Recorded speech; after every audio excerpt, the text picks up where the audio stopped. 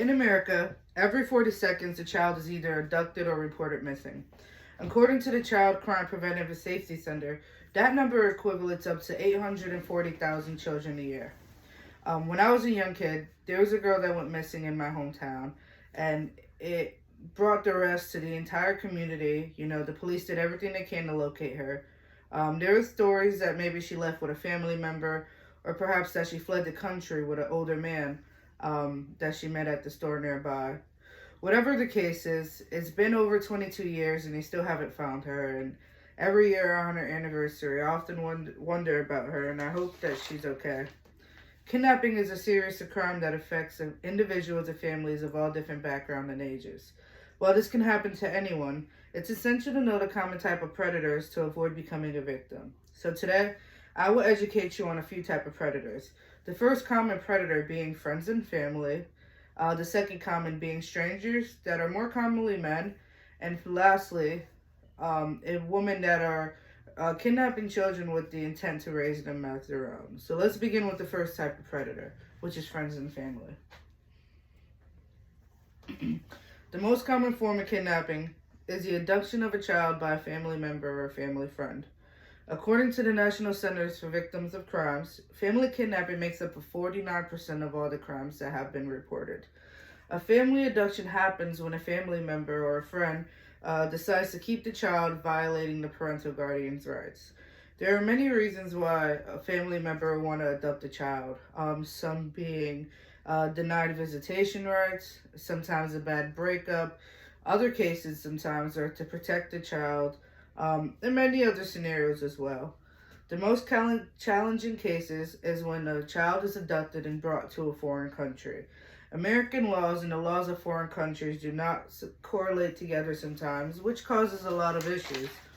Most American laws do not even exist or are ineffective in some foreign countries, what can result in a little bit of help or often delays. For example, Argentina and the United States does not have the best relationship when it comes to working together to solve these kind of crimes.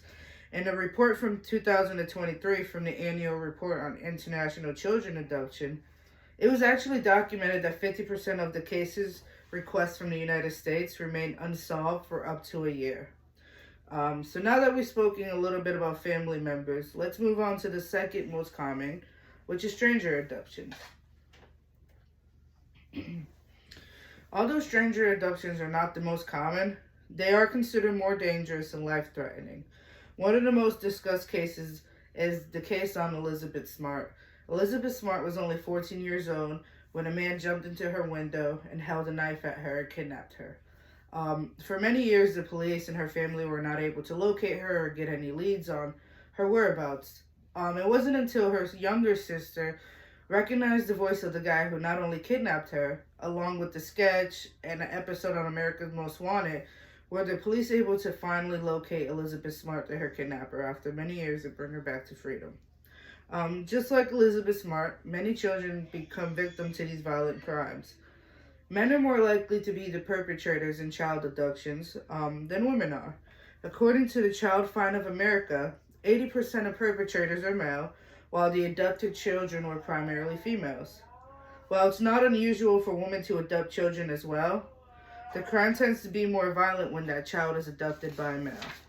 Children that are abducted by strangers often end up being sold or trafficked in the United States or a foreign country, assaulted, in worst cases murdered, or transported to countries where there's not that many labor laws on child workers.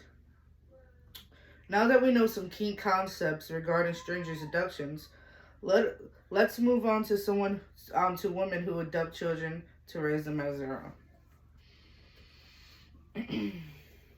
For centuries, women have been successful in carrying children.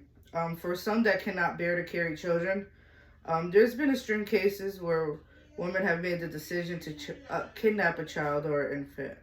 In 2004, a woman actually dressed up as a nurse, walked into the hospital, moments later walked out with a newborn baby that didn't belong to her. And when police found her, she was distraught. She also didn't have the child on her. Luckily, the child was located 3 miles away and was found safe. However, it was determined that the woman, she wasn't in her right state of mind. At that time, she was having hysteria pregnancies, she was faking ultrasound pictures, and she actually was caught with a whole bunch of blank birth certificates. Needless to say, this woman was sentenced to 20 years in prison. Many women who do commit these crimes often suffer from mental or psychological problems, suffered miscarriages, or even lost custody of their own children. Although they are women that are suffering, they are still committing a crime. According to MissingKids.org, 62% of non-family abductions were committed by women who wanted to raise a child as their own.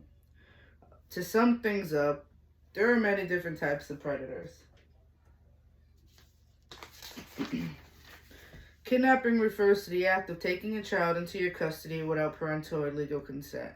The three most common type of kidnappers are family and friends, stranger abductions, and women who decide to kidnap the child with the intent of raising them as their own. So the next time you read online or hear on the news about a child being abducted, consider these three type of categories of kidnapping and hope that that child is safe.